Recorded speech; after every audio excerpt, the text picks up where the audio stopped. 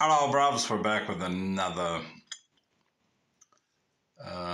pumpkin beer. This is Elysian Night Owl Pumpkin Ale.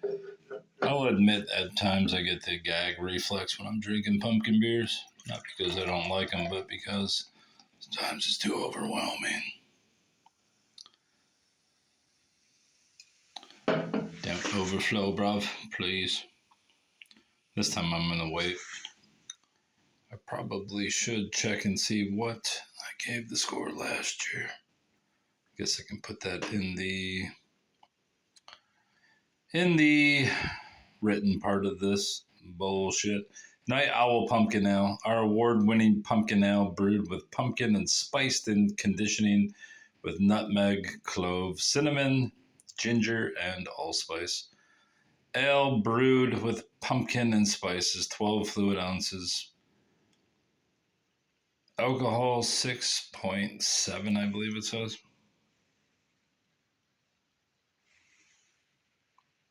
By volume, unfiltered, and may contain sediment. Elysian Brewing Company, Seattle, Washington, and Portland, Oregon. What else was I going to say? Oh, yeah, the expiration is. Looks like it says 01.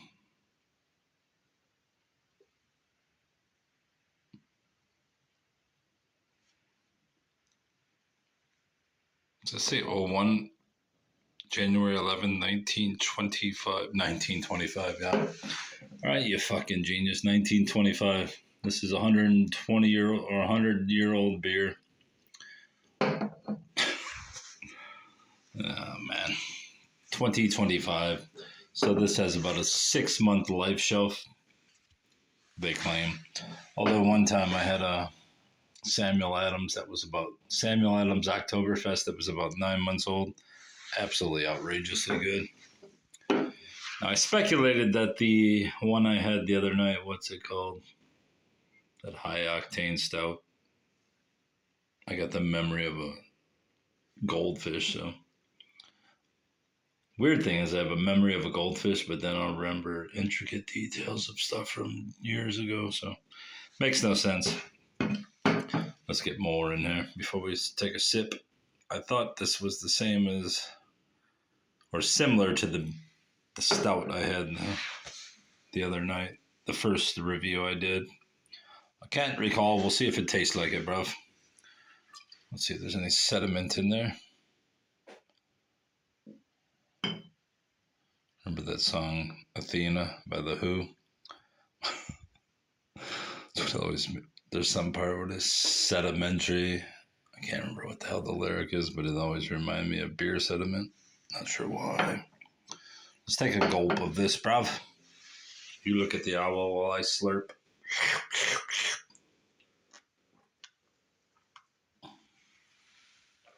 Whoa. That's heavy on the pumpkin. And as I've said in the previous review for the Southern Tier Pumking Imperial Pumpkin Ale, although that is probably a 1.5 times better beer than this tastes like pumpkin. And while it may not taste pumpkin-y, it tastes like pumpkin spice, which encompasses a lot of stuff. Nutmeg, vanilla, cinnamon. This has a very pumpkin-y taste. So while I think Southern Tier's Pumking is a way better beer than this is a better pumpkin beer per se, just because it has the flavoring.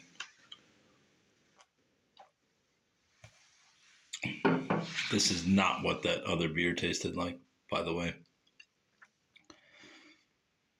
This is a straight up pumpkin ale. So I think it may be the Punkachino. That compared to that stout. But this is just straight up average ale, 7 point. I'll give it a 7.7. just because I'm being festive.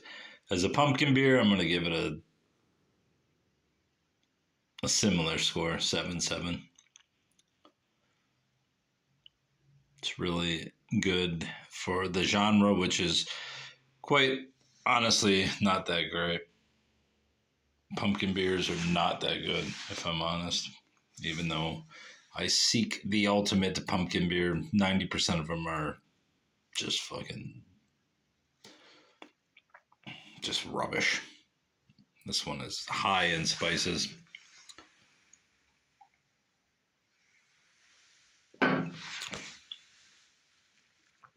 Solid in taste, well blended, heavy cinnamon. Maybe it's cloves that's in there. I don't know if it says cloves, but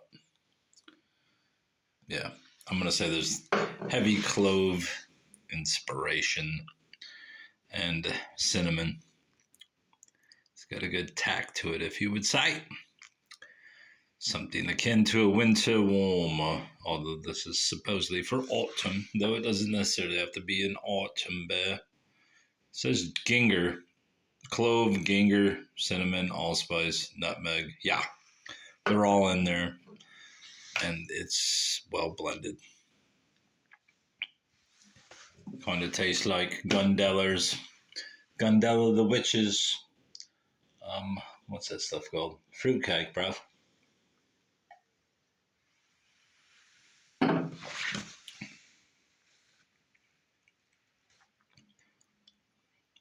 What did I give this? A 7.7 on both accounts?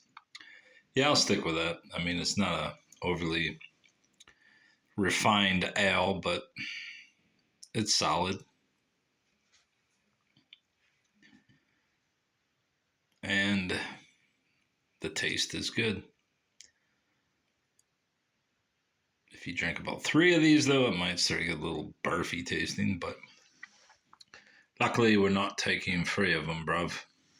I'm not much of an alcoholic, so.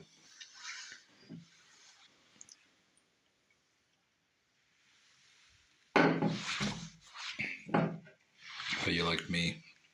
Oktoberfest, vintage Oktoberfest Detroit glass, bruv.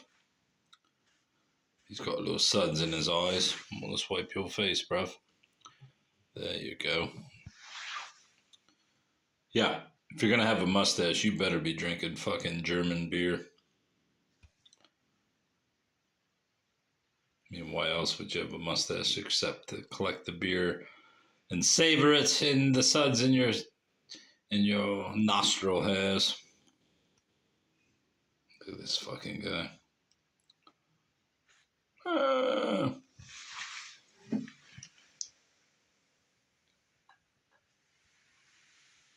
I don't know what the hell's on the bottom of that glass, but I feel like it's more of a I didn't wash it all that good than it is.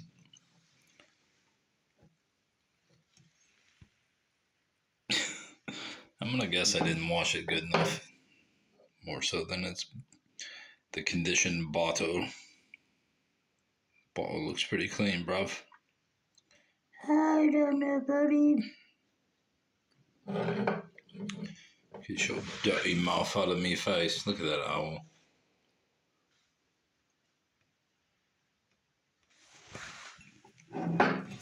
Strange, too, that it took a long time for Elysian beers to make it all the way out to the Metro Detroit area, but every year I get that 12-pack variety of 4 different pumpkin beers, 3 beers of each. Generally, I pay way more than the $19.99 I paid at Total Wine. I usually pay like $27 at some Spartan store in the area, but yeah, going to Total Wine is I literally will just buy $50-$60 worth because I know I can save. Total Wine's great in that aspect that if I buy four 4-packs of Southern Tier at $12.99 each, it's like a $3 or $4 saving over the regular supermarket cost. So you're basically getting a free one, bruv. So yeah, Total Wine, even though it's probably corporate, obviously it's corporate, but they're probably murdering people to get the prices low, but who cares? It's free beer. No, I don't think that is. Yeah, there's some kind of feces on the bottom of this glass. We got feces in there, bruv. I don't know. All I know is that owl's staring at me. All right, I drank the rest, and that puts an end to this painful review of Elysian, which is now in number 2 spot on my list, just because Southern Tier can't add enough pumpkin to their brilliant triumvirate of pumpkin beers. And thus, you lose out to Elysian because they will. Goodbye, bruv.